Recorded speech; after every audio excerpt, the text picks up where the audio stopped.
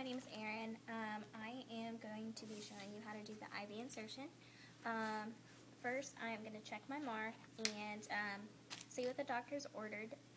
So the doctor ordered an IV insertion for fluids and medication. So for fluids and medication, I use a 20 gauge. If it were for blood products, I'd be using an 18. So I am going to go ahead and go in and tell my patient what's going to happen after I prep everything. First I have my syringe and I'm going to put my blunt cannula on it.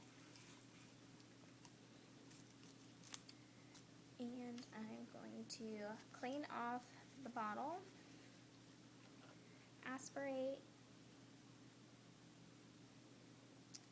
insert,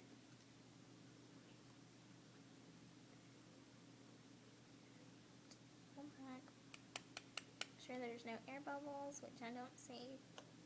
Take that out, and I'm going to prep my extension tubing.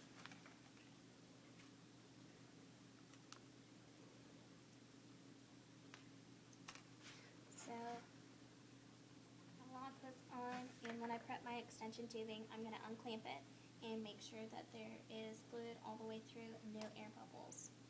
So I'm going to clamp it while still holding pressure on it, and I'm going to go ahead and put this back in here to make sure it stays sterile. So next I'm going to go into my patient's room, make sure I take my MAR with me and double check it again.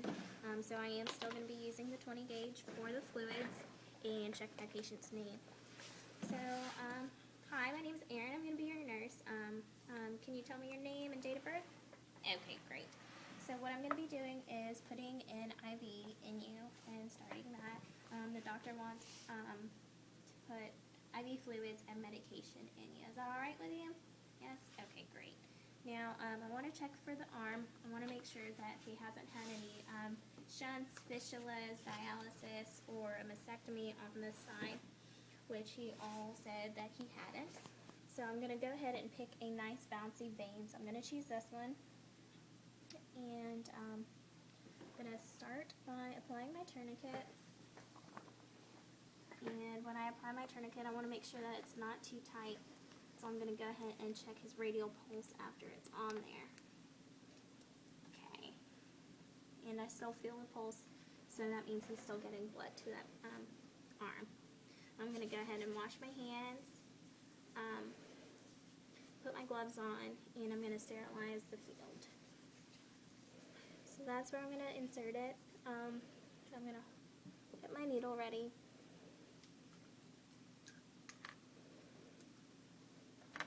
I'm going to make sure that it's bevel up. I'm going to pull the skin taut. And I'm going to insert at a 15 degree. You see my flashback, so I'm going to lower it to a 10 and slide the rest of my cannula in. I'm going to put pressure there, discard my needle in the shrimps container, and pop my tourniquet. So attach my little extension tubing, undo the lock on it, aspirate for a blood return, and push some more fluid in there. And lock it while I still have my thumb on the plunger. And then I'm going to undo this. Okay. And hold this down. And I'm going to put my Tegaderm over it. And I'm going to put my initials, the date, the gauge, and make sure my patient is fine. Make sure it didn't hurt too bad. And check my 4 P's. Do you have your potty? Do you have all your personal belongings? Are you in any pain? And is your position okay? So he said that all of that was fine, so I'm going to leave him with his call bell and I'm going to go and document. When I document, I want to put my date, time, the gauge of my catheter, the size, the length, and initial. And when I initialed on this and put all the documentation, I wanted to make sure it was away from the insertion site. And I also wanted to let them know how many attempts I took for that and how the patient tolerated it. and any other instructions that I would have given him at that time. And that completes my IV insertion.